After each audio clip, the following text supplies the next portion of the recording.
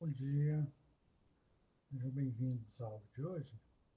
Hoje a gente vai falar sobre as consequências da revolução que Keynes causou na economia.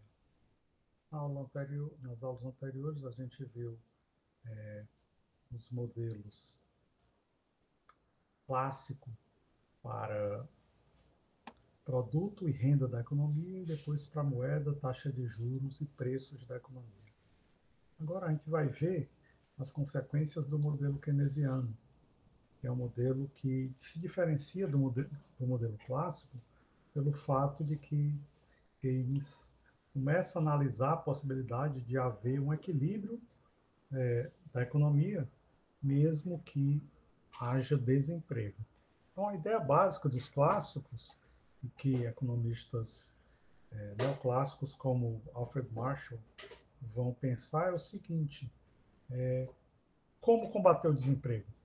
Para os clássicos, o único desemprego que existe é o desemprego voluntário.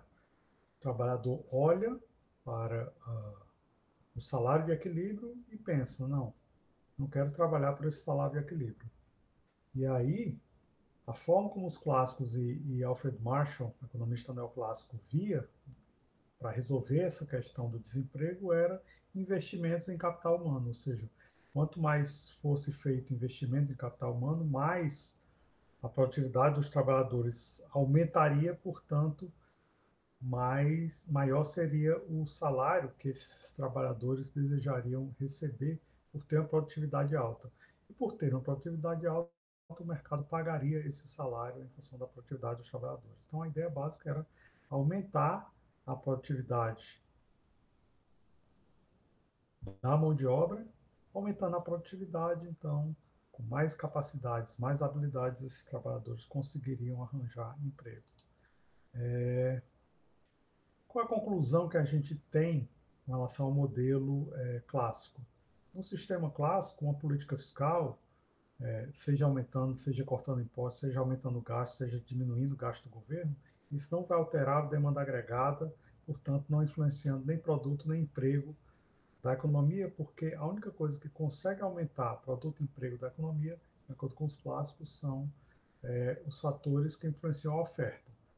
Aumento de gastos do governo, queda de gastos do governo, aumento de impostos, queda de impostos, ou seja, a política fiscal, de acordo com os clássicos, não altera a oferta, portanto, altera apenas a demanda agregada. E alterando a demanda agregada não tem nenhum efeito sobre o emprego nem o produto da economia. Quando a gente começa a apresentar o modelo keynesiano, a gente precisa partir de algumas equações que são consideradas as equações centrais do modelo keynesiano.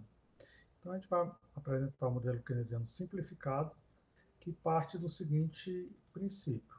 Para a economia estar em equilíbrio, é necessário que a gente tenha o produto igual à demanda agregada. O que seria a demanda agregada? A demanda agregada seria o consumo das famílias, C, seria o investimento que de fato ocorre, IR, e seria o consumo do governo, ou gastos do governo. Isso é a demanda, E.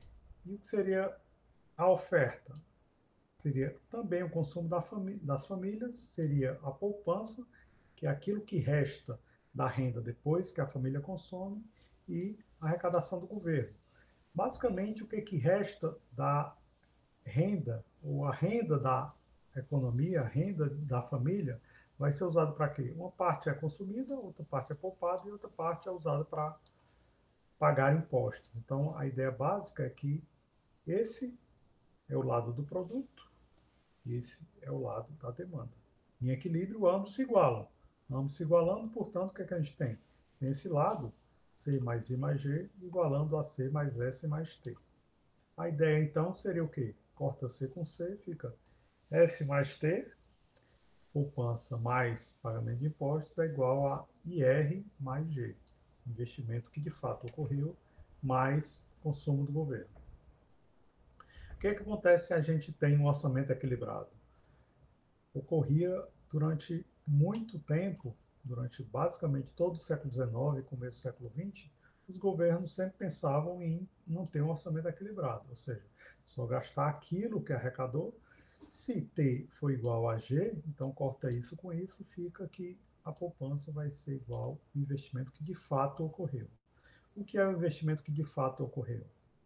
É exatamente aquele investimento que é planejado, ele de fato ocorre, então a gente tem essa igualdade entre investimento planejado é igual a investimento que de fato ocorre, investimento real da economia. Mostrando isso em um sistema de fluxos, o que a gente tem?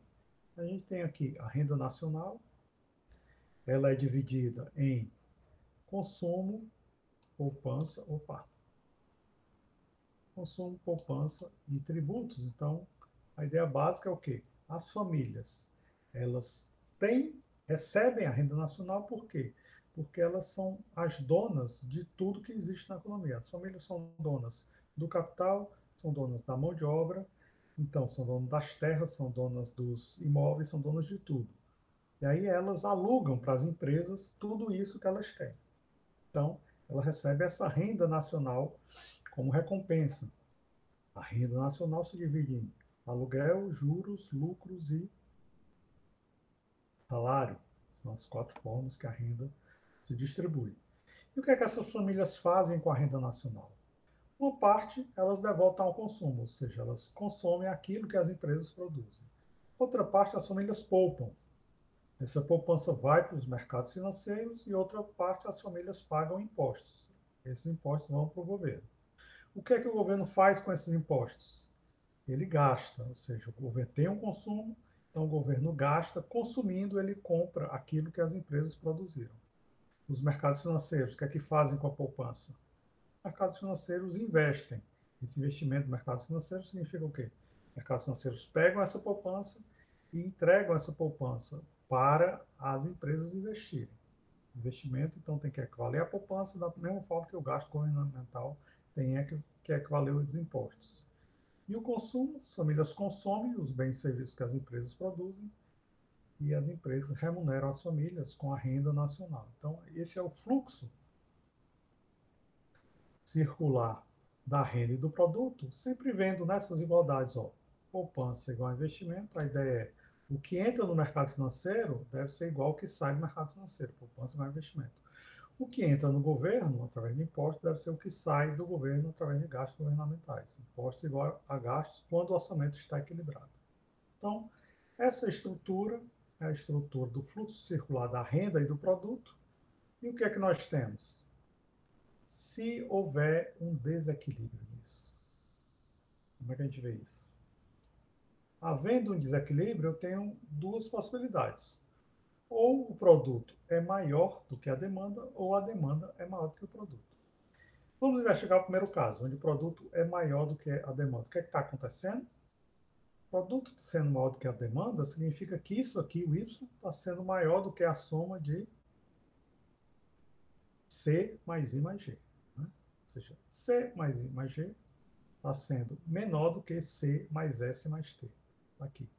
CST é maior do que C mais I mais G. O que foi que aconteceu? A gente pode trabalhar com duas hipóteses. Primeiro, o orçamento não está equilibrado, né? O T pode ser maior do que o G. O S sendo igual ao I e o C sempre é igual a C, né? Claro. Ou a gente pode ter que o S é maior do que o I, mesmo que o orçamento estiver equilibrado, ou seja, T igual a G, C igual a C, o S está sendo maior do que o I. Então, a ideia básica é que, como o S é igual a investimento planejado, e se o G for igual a T, o que a gente tem? A gente tem basicamente isso, né? C mais IR é maior do que C mais I, ou seja, esse R foi maior do que o I. O que é que significa o IR ser maior do que o I? Significa que o investimento que de fato ocorreu, IR, foi maior do que aquilo que estava sendo planejado pelas empresas. Ou seja, as empresas planejavam pegar um determinado montante de recursos da poupança para investir, mas acabaram investindo muito mais. Com esse investimento muito maior, o que foi que aconteceu? As empresas produziram muito mais e não conseguiram vender. Houve um acúmulo de estoques, ou seja, A poupança foi maior do que o investimento planejado. As empresas só planejavam investir um determinado montante, só que como as famílias pouparam muito mais, então as empresas investiram muito mais, só que não conseguiram vender tudo aquilo que produziram. Houve um acúmulo de estoques na economia. Certo, essa é a primeira possibilidade, né? Empresas produzindo mais do que estão vendendo, os estoques se acumulam. A segunda possibilidade é o contrário. A demanda está sendo maior do que a produção. Analisando a mesma estrutura, quando a demanda é maior do que a produção, o que é que está acontecendo? C mais I, opa, tem um pequeno erro aqui, né? Aqui estava C mais S mais T. Então, agora C mais I mais G é maior do que C mais S mais T. Né? Vamos lá. C mais I mais G é maior do que C mais S mais T. Eu acho que eu troquei aqui o C, o I com S, certo? A ideia é, aqui onde deveria ter, onde tem T, deveria ser G, certo? C mais I mais G é maior do que C mais S mais T. O que é que a gente faz? Aqui a gente tem que a poupança é igual ao investimento que de fato ocorreu, só que o investimento planejado teria sido maior do que isso. Basicamente, significa o quê? As empresas planejaram investir um determinado montante, só que quando foram lá para os mercados financeiros pegar a poupança era menor. Então, elas acabaram investindo de fato menos do que estavam planejando. Como elas investiram menos do que estavam planejando, significa o quê? Tem essa diferença. Essa diferença, o investimento planejado é maior do que o investimento que de fato ocorreu. Com isso, eu tenho insuficiência de estoques, ou seja, tudo que as empresas produziram foi vendido, os consumidores chegam nas lojas querendo comprar, mas a demanda é maior do que o produto, ou seja, não encontram o produto. A ideia básica é o quê? É que num sistema onde os mercados financeiros trabalham com taxas de juros que se modificam livremente, sempre que eu tenho uma situação onde a poupança é maior do que o investimento, significa que a taxa de juros está muito alta, a taxa de juros vai cair até um ponto de equilíbrio. Quando chegar nesse ponto de equilíbrio, a poupança cai, porque a poupança estava maior do que o investimento, porque as pessoas poupam olhando para a taxa de juros alta. Quando a taxa de juros cai, as pessoas diminuem sua poupança. Uma parcela de sua renda que estava sendo poupada passa a ser consumida. Então, caindo a poupança se iguala aqui ao investimento. Mesma coisa ocorre quando é o inverso, né? Quando tem aqui, o investimento é maior do que a poupança, significa o quê? A taxa de juros está muito baixa. A taxa de juros está muito baixa, poucas pessoas se dispõem a poupar, e aí as pessoas estão consumindo muito. A taxa de juros tem que subir para aumentar um pouquinho mais a poupança e a poupança se igualar ao investimento. Então a ideia básica é o seguinte: quando a gente tem ou insuficiência de estoques, ou acúmulo de estoques, o que a gente faz? Basta que os mercados financeiros sejam livres.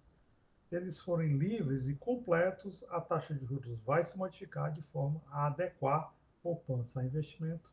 Então, o mundo com insuficiência de estoques vai se deparar com o aumento da poupança, fazendo com que os estoques sejam suficientes para igualar o produto à demanda agregada. Se a gente tiver em um mundo com acúmulo de estoques, é porque a taxa de juros está alta demais, a poupança é bem maior do que o investimento, então a taxa de juros vai cair de forma a haver uma igualdade entre poupança e investimento, então os estoques vão ser todos vendidos. Essa é a lógica do processo de adequação quando eu tenho ou acúmulo de estoques ou insuficiência de estoques. Olhando para a estrutura da demanda agregada keynesiana, o que a gente tem? A gente tem basicamente três componentes da demanda agregada, como a gente já falou anteriormente: consumo, investimento e gastos do governo. Analisando um pouco melhor o consumo, a gente divide o consumo em... O consumo tem uma parte que é autônoma, a gente chama esse Azinho aqui de consumo autônomo, e o consumo tem uma parte que ela não é autônoma, que é essa parte aqui que a gente chama de BYD. O que é YD? É a renda disponível. E o B é a propensão marginal a consumir. Então, basicamente, a gente tem que pensar o seguinte: as pessoas, quando nascem, não têm renda. Enquanto elas não trabalham, elas não têm renda, mesmo assim elas consomem. É que elas consomem o equivalente a esse A. Esse consumo é baseado em quê?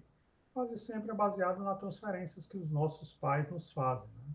E também pode receber doações de outras pessoas que não são os nossos pais, então a gente vai consumir baseado nessas transferências. Então, quando a gente começa a trabalhar e ter a nossa própria renda, aí o nosso consumo aumenta. Então, uma parte do consumo é o consumo autônomo, aquele consumo que não depende da renda, e outra parte é o consumo que depende da renda. E desse consumo que depende da renda, uma parcela da renda vai ser consumida. Quanto por cento? Será que eu vou usar 100% da minha renda para consumir? Ou será que da minha renda, uma parte vai ser consumida e outra parte vai ser poupada? O B vai dizer exatamente isso. Eu tenho essa função consumo, que ela é crescente com relação à renda, e esse B é exatamente a inclinação dessa reta de consumo. Ela vai dizer o quê? Cada vez que a minha renda aumenta em uma unidade, o meu consumo aumenta em B unidades. Ou seja, o B vai ser a inclinação dessa reta, chamada propensão marginal a consumir, vai dizer exatamente isso. Quando a renda disponível aumentar em uma unidade, o consumo vai aumentar em B unidades. Então, a gente tem o quê? A gente tem que o que é a poupança? A poupança é aquilo que resta da renda depois que eu consumo e depois que eu pago impostos. Né? O que é que a renda vai servir? A renda vai servir para o consumidor consumir, para ele poupar e para ele pagar impostos. Então, o que é a poupança? É aquilo que sobra da renda depois da pessoa ter consumido e ter pagado impostos. Aqui, eu posso ter impostos só como uma função, uma parcela da renda que o governo tira das pessoas, mas o governo também pode transferir para as pessoas. Então, digamos assim, o governo tira R$ 100 das pessoas e transfere de volta R$ 20. Significa que os impostos é esse 100 menos 20, 80, né? Ou seja, ele tira 100 de impostos, mas devolve 20 na forma de transferências. Então, 80 é o resultado líquido dos impostos menos as transferências. Certo? Com isso, eu tenho a poupança, que vai ser o quê? A poupança vai ser esse consumo autônomo negativo mais 1 menos B, que é 1 menos a propensão marginal a poupar, que multiplica a renda disponível.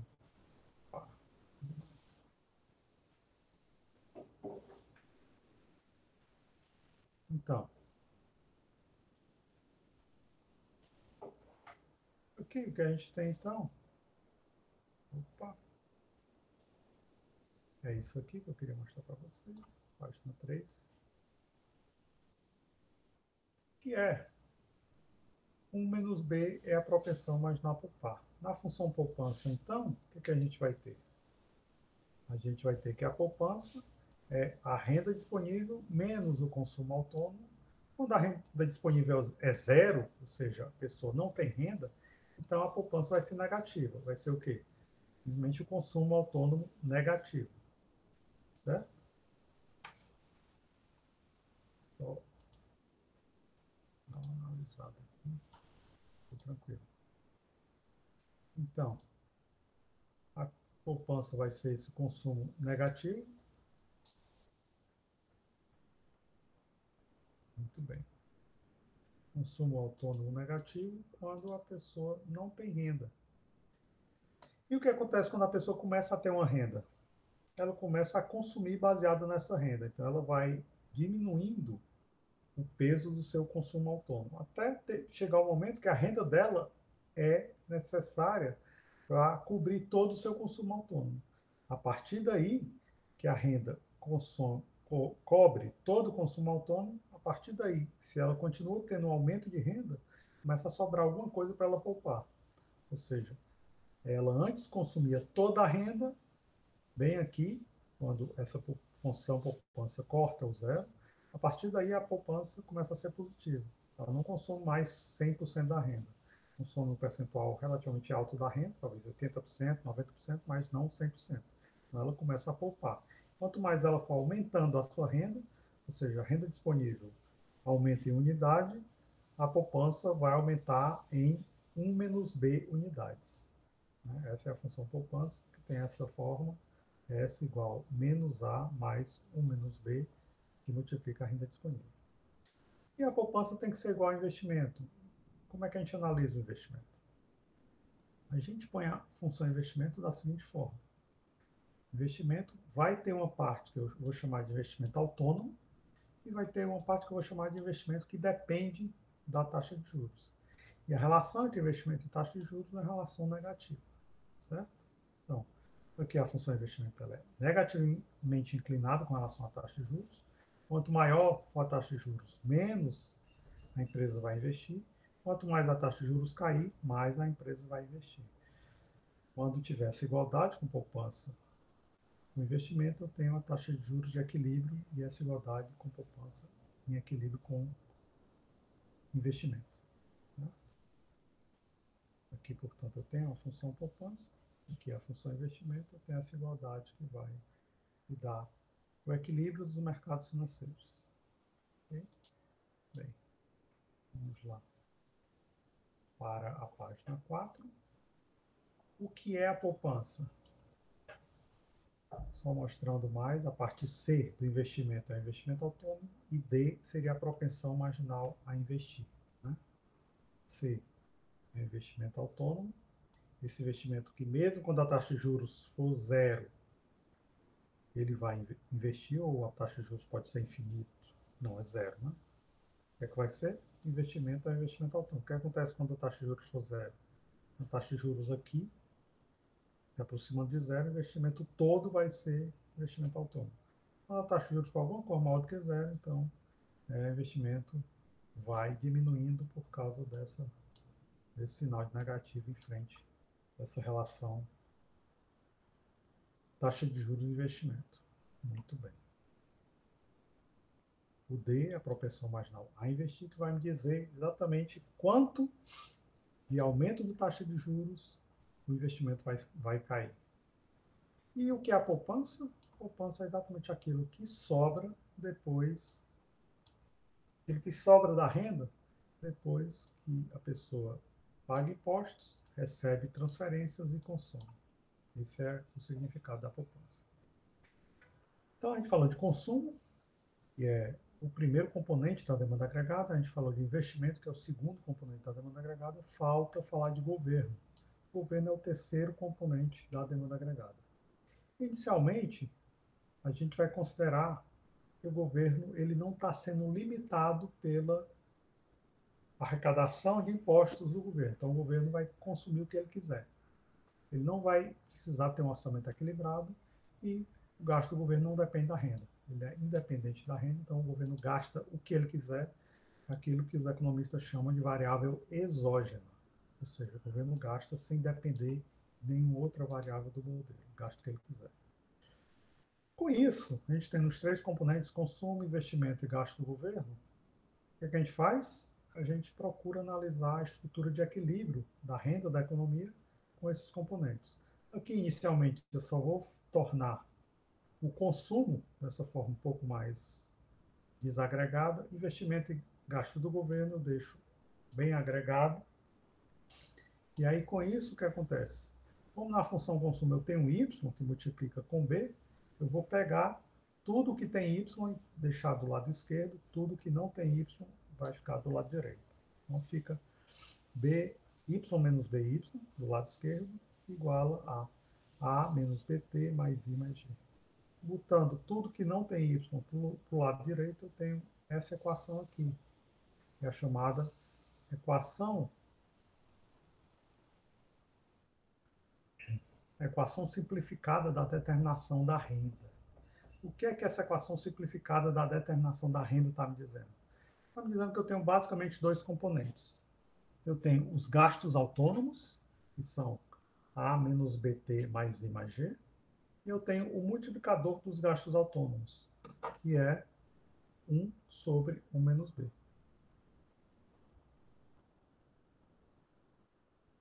Quais são as consequências dessa determinação da renda de equilíbrio? As consequências da determinação da renda de equilíbrio são as seguintes.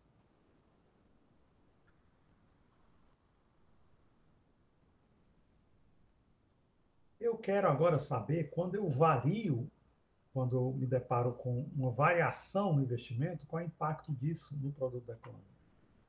Com essa equação da determinação de renda de equilíbrio, eu sei agora quais são as consequências de uma variação nos gastos do governo para a renda de equilíbrio, uma variação no investimento para a renda de equilíbrio e uma variação no consumo autônomo para a renda de equilíbrio. Essas três variações, gasto do governo, investimento e consumo autônomo, têm o mesmo impacto, que é 1 sobre 1 menos B. A única variação que é um pouco diferente é quando os impostos variam. Então, vamos ver o que acontece quando o investimento varia. Quando o investimento varia, eu tenho basicamente dois impactos. Eu tenho um impacto no consumo e na poupança. Né? A poupança, como eu estou com os mercados financeiros em equilíbrio, então qualquer variação no investimento vai gerar a mesma variação na poupança. Ou seja, aqui eu tenho essa igualdade, o que é que eu tenho? Eu vou ter que, antes, eu tenho aqui a função consumo, eu tenho aqui essa reta de 45 graus, que significa o quê?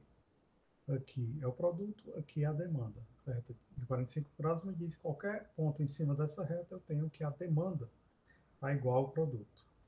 Só que inicialmente, digamos que eu tenho aqui nesse ponto YL. Nesse ponto YL, o produto é nesse patamar e a demanda está nesse patamar.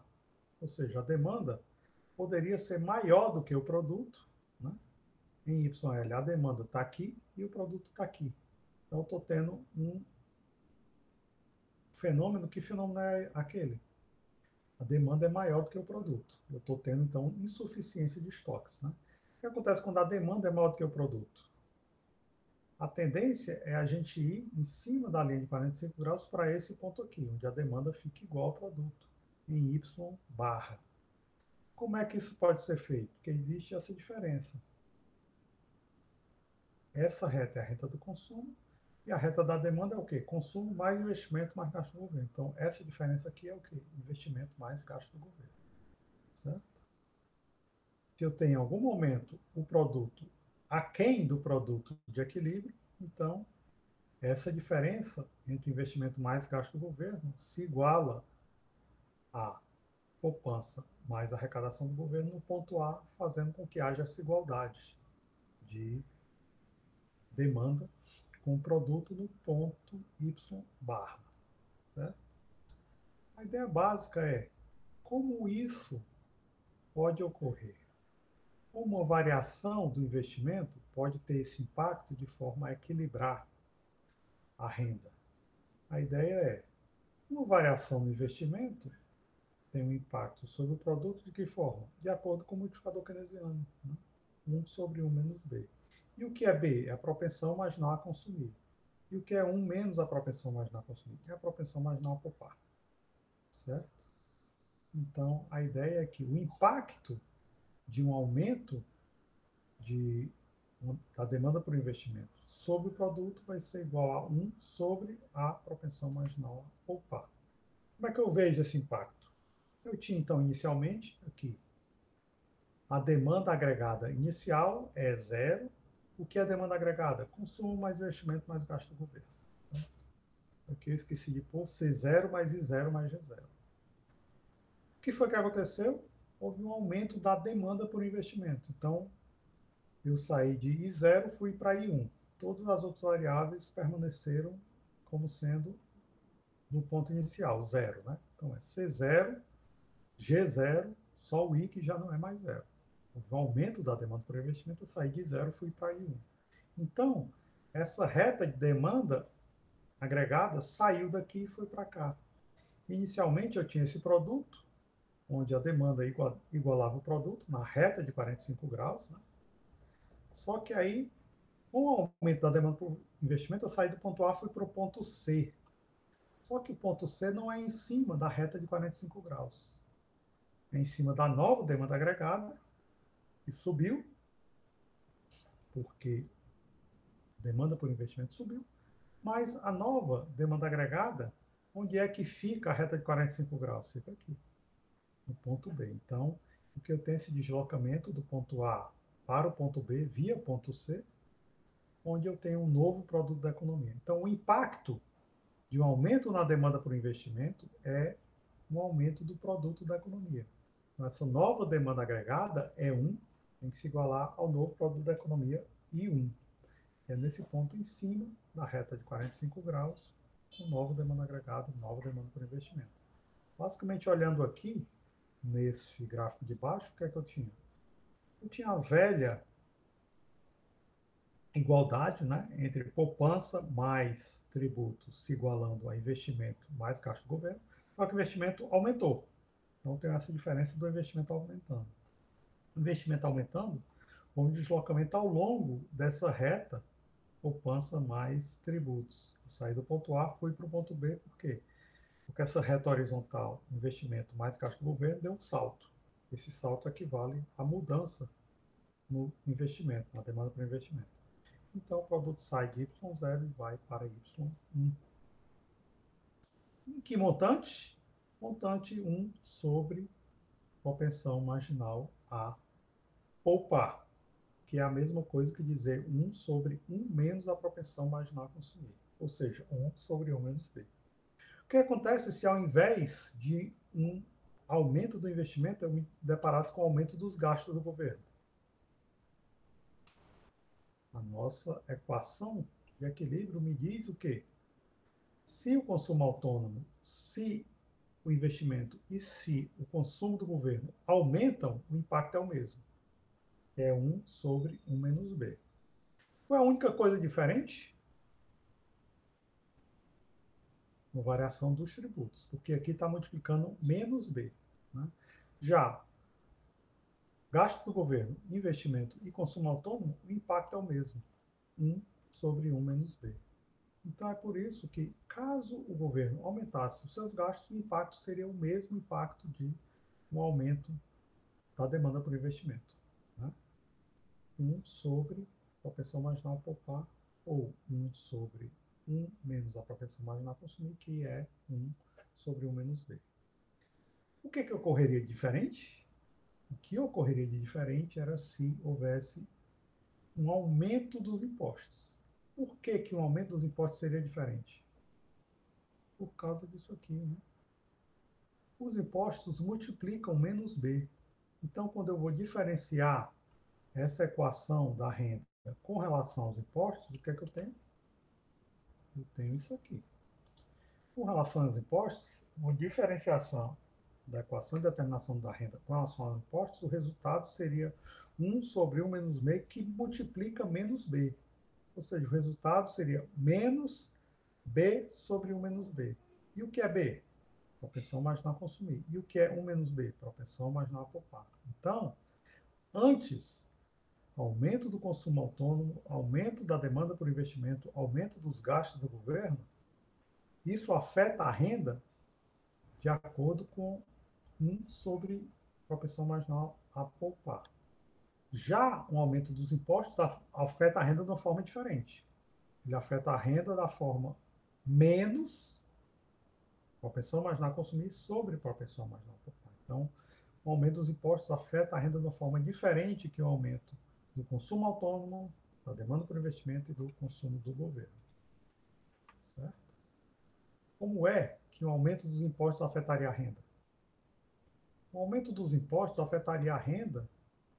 A gente viu que o sinal é negativo, né? Então, aqui, menos B sobre ΔT, eu tenho inicialmente essa função demanda agregada, que está aqui nesse patamar, se igualando no ponto A com a reta de 45 graus. É o que acontece quando os impostos aumentam.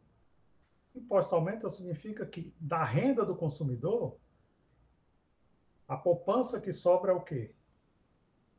Poupança é aquilo que sobra da renda depois que ele consome e que ele paga impostos. Agora ele tem que pagar mais impostos. Então vai sobrar menos poupança.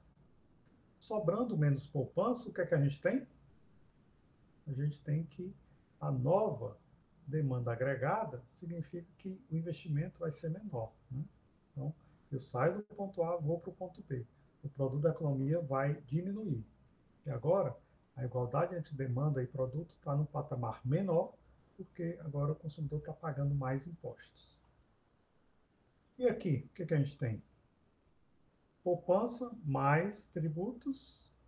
Os tributos aumentaram. Essa reta aqui aumentou. Aqui, investimento e gasto do governo. Nada se modificou. Então, o produto vai cair do ponto A para o ponto B. Essa reta horizontal permanece a mesma. A única modificação é o quê? Do lado esquerdo, poupança mais impostos. Houve esse deslocamento, os impostos subiram, então saio do ponto A, vou para o ponto B. O ponto da economia cai.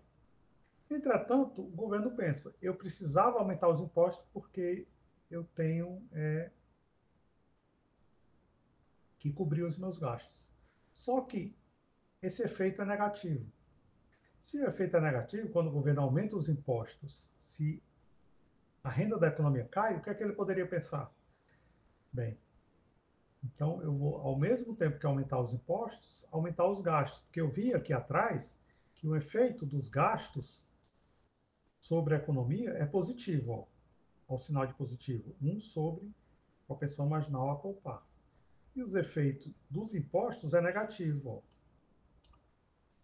propensão marginal a consumir sobre propensão marginal a poupar com sinal de menos antes. Então, como aumentar os impostos deprime a economia, eu acho que eu posso, ao mesmo tempo, aumentar os gastos para estimular a economia. O efeito disso, o governo pode, ao mesmo tempo que aumentar os impostos, aumentar também os gastos. O efeito vai ser esse aqui. Aumentando os gastos, ele tem o quê? 1 sobre 1 menos B. E aumentando os impostos, ele tem o quê? Menos B sobre 1 menos B. Somando isso aqui, eu vou ter o quê? 1 menos B dividido por 1 menos B, que é 1. Esse é o chamado Teorema de Havelmo. Havelmo foi um economista que olhou exatamente isso e viu que quando o governo aumentava os impostos ao mesmo momento que ele aumentava os gastos no mesmo montante, o efeito multiplicador era 1. Significa o quê? Se ele aumenta os impostos e os gastos em 100 milhões ao mesmo tempo, a economia vai crescer 100 milhões. Esse é o efeito. O efeito do multiplicador do orçamento equilibrado é o teorema de Havelmo, é o quê? O impacto sobre o produto de equilíbrio equivale a 100% desse aumento. E, obviamente, quando o Havelmo descobriu isso, baseado no modelo do multiplicador keynesiano, um monte de gente procurou fazer trabalhos práticos e essa verificação empírica discorda um pouco. Às vezes há um aumento que é maior do que 1, às vezes o aumento é menor do que 1. E aí, os vários economistas ficaram pensando, o que é que isso significa? O teorema de Havelmo diz que o efeito vai ser o multiplicador 1. Por que que às vezes a gente pega dados e descobre que o multiplicador é maior do que 1, e às vezes a gente pega os dados e vê que os multiplicadores são menores do que 1? Por que na prática, os vários trabalhos empíricos não dão exatamente aquilo que o teorema de Havelmo propõe? Existe algum erro na teoria? Qual é o problema? Ficou esse questionamento, e com esse questionamento, os economistas começaram a pensar em várias políticas, como as políticas de estabilização fiscal, que é basicamente o seguinte: a gente tem inicialmente a demanda agregada nesse ponto, C0 mais I0 mais G0, de repente há um aumento, uma queda do investimento. Uma queda do investimento, a gente já viu que, assim como uma queda dos gastos do governo e uma queda do consumo autônomo, vai ter um efeito de depressão da economia, né? Ou seja, a economia vai ser deprimida, assim como quando o governo aumenta impostos, é uma forma de deprimir a economia, e aí o governo pensa assim, poxa, de uma hora para outra o investimento caiu, o que é que eu faço? Eu posso praticar algum tipo de política para compensar essa queda do investimento. O que é que eu vou fazer? Vou aumentar os gastos. Então, eu vi o investimento caindo aqui, investimento sendo menor do que era inicialmente. A economia vai diminuir, eu tenho que fazer alguma coisa. Então, eu vou tentar aumentar os gastos de forma a compensar completamente essa queda no investimento. Então, a queda do investimento vai deprimir a economia. Antes eu tinha aqui, inicialmente, no ponto EP, que é a demanda agregada, que era igual ao produto da economia no ponto A. Aí houve uma queda do investimento. Pá, eu caí para EL. O que é EL? EL equivale ao ponto YL, né? Em cima da reta de 45 graus, significa que a economia estava no ponto A, veio para o ponto B. Uma economia deprimida, ou seja, uma economia menor, produto da economia menor do que era antes. Uma demanda agregada também menor do que era antes. Por quê? Porque a demanda caiu pelo efeito de queda do investimento. Aí o governo pensa, eu não vou deixar a economia deprimida desse jeito, eu vou aumentar os gastos. De que forma eu vou aumentar os gastos? De forma a compensar completamente essa queda do investimento. Se o investimento caiu nesse patamar aqui, eu vou aumentar os gastos nesse patamar aqui de forma a compensar completamente. Quando o investimento cai nesse patamar, eu tenho o quê? Menos 1 sobre 1 menos B. Aí o governo aumenta os gastos para compensar completamente, para ficar mais 1 sobre 1 menos B. Qual é o efeito disso sobre o produto? Zero. Né? Por quê? 1 menos B menos 1 menos B é igual a zero. Né? Então, a economia volta para esse mesmo patamar, o ponto C é igual ao ponto A, onde o produto da economia volta no mesmo patamar e a demanda da economia volta no mesmo patamar. Antes eu tinha C mais I0 mais G0, quando o I caiu para I1, o governo respondeu isso aumentando os gastos para G1, agora eu tenho C mais I1 mais G1, onde agora G1 é maior do que G0 e I1 é menor do que, é menor do que I0. Ou seja, eu tenho duas diferenças, né? I1 que é menor do que I0, mais compensação G1 é maior do que G0. E aí isso acaba compensando. Basicamente, o que foi que eu fiz? Olhando a igualdade por outra ótica, poupança mais tributos igual a investimento mais gasto do governo, eu tinha inicialmente I0 mais G0, essa reta horizontal acima. No ponto A eu estava em equilíbrio com S mais T.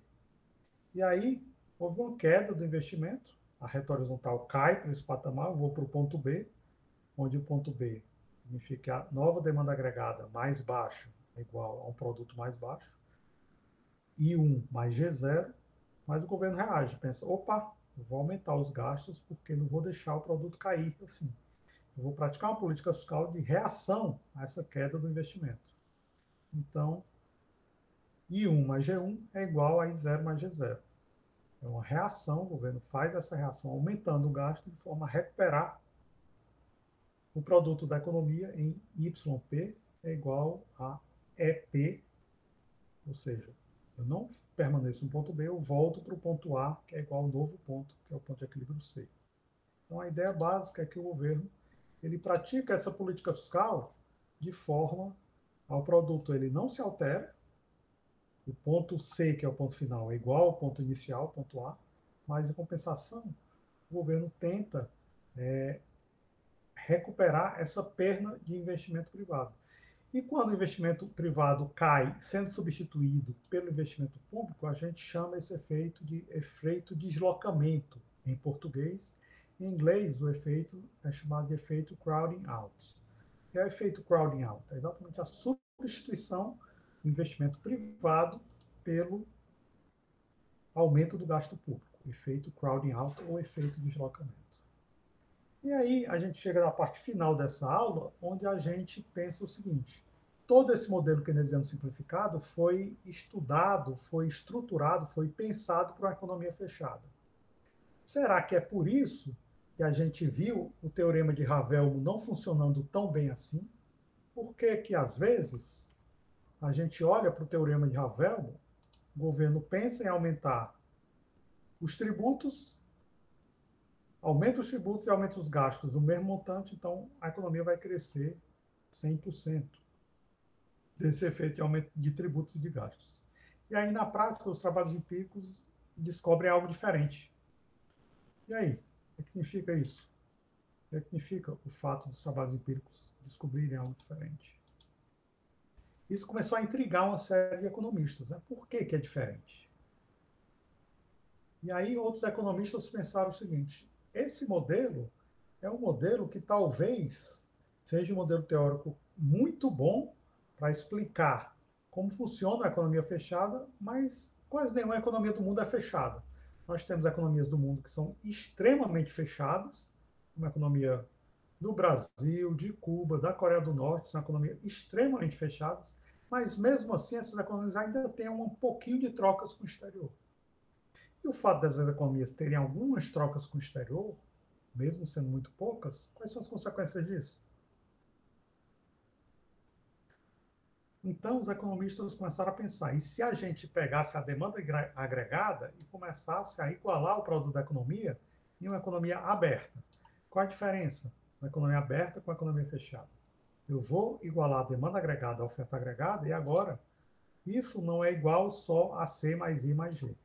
Eu também ponho exportações X e importações Z. Então, eu tenho economia fechada, Y é igual a C mais I mais G. Economia aberta, Y é igual a C mais I mais G mais X menos Z. A função consumo permanece a mesma. Consumo é função do consumo autônomo mais propensão marginal a consumir. Só que agora eu tenho uma outra função, que é a demanda por importações. Uma parte daquilo que as pessoas consomem não é aquilo que é fabricado no Brasil. Uma parte é fabricada no Brasil, outra parte é fabricada no exterior. Então as pessoas vão ter o chamado, nessa função importação, o chamado importações autônomas, ou seja, uma importação que não depende da renda nacional, e vão ter a propensão marginal a importar, que as importações vão aumentar quanto mais as pessoas tiverem um aumento de renda. Ou seja, quanto mais a renda das pessoas aumentarem, mais as pessoas vão consumir. E uma parte desse consumo vai ser de bens produzidos no Brasil, outra parte vai ser de bens produzidos no exterior. Então a gente tem essa demanda por importações que vai modificar um pouco a equação de equilíbrio que a gente tinha. Anteriormente, a gente tinha uma equação de equilíbrio que dizia o seguinte, né? Y é igual a 1 sobre 1 menos B, que multiplica A mais I mais G. Faltou aqui tributos, né? Menos BT. Mas tudo bem, isso não é importante agora. Agora, o que é que eu vou ter? Agora eu tenho o seguinte, eu estou introduzindo x e z. Ao introduzir x e z nessa equação, o que é que eu tenho? Eu tenho que a nova equação de determinação do equilíbrio, eu tenho y de ambos os lados, ponho y para o lado de cá. Antes, quando eu ponho y para o lado esquerdo, eu só tinha y menos by. Agora eu tenho o quê? Eu tenho que, na minha demanda por importação, eu tenho um VY. Então, tudo que tem Y põe para o lado esquerdo, tudo que não tem Y para o lado direito, eu vou ter, então, uma nova equação de determinação da renda nacional quando a economia é aberta, que é o quê? Que é isso aqui. Y é igual a 1 sobre 1 menos B mais V. E o que é esse V? É a propensão marginal a importar. Então, isso tudo vai multiplicar pelo consumo autônomo, pelo investimento, pelo gasto do governo, pelas exportações e pelas importações. Aqui, como eu deixei a função consumo dessa forma bem simplificada, C igual a mais BY, faltou o quê? Faltou menos BT, né? Se eu tivesse menos BT, eu teria aqui também menos BT, mas vamos deixar as coisas mais simples possível, só para mostrar a diferença entre uma economia fechada e aberta. Se eu tivesse posto BT, ia ter BT aqui em cima, ia ter BT aqui embaixo, não ia modificar em nada. Por quê? Porque agora, a única coisa que me interessa é o quê?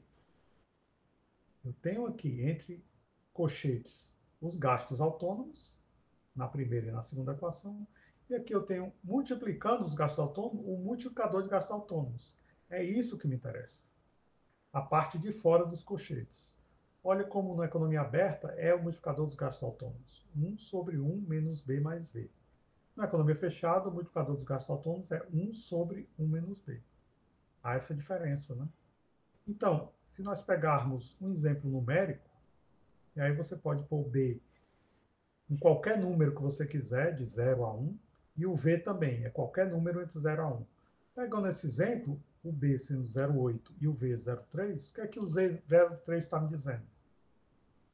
O V03 está me dizendo o seguinte: de tudo aquilo que eu consumo, 70% eu estou consumindo bens brasileiros e 30% são bens produzidos no exterior. E o B, 0,8, está me dizendo o quê?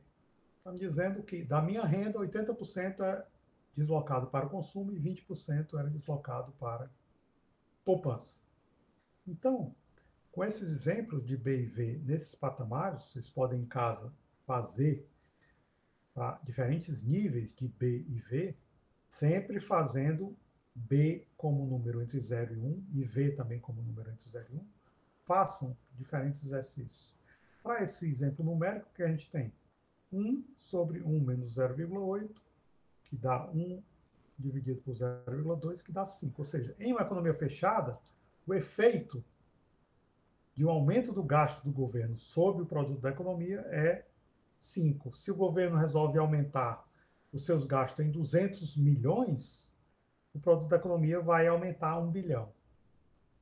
O que acontece em uma economia aberta? Em uma economia aberta, a gente tem o quê? 1 sobre 1 menos B mais V é 1 sobre 1 menos 0,8 mais 0,3, 1 sobre 0,5, que dá 2. Ou seja, em uma economia aberta, se o governo gastar os mesmos 200 milhões, a economia vai crescer só 400 milhões. Aqui estava crescendo o quê? 1 bilhão.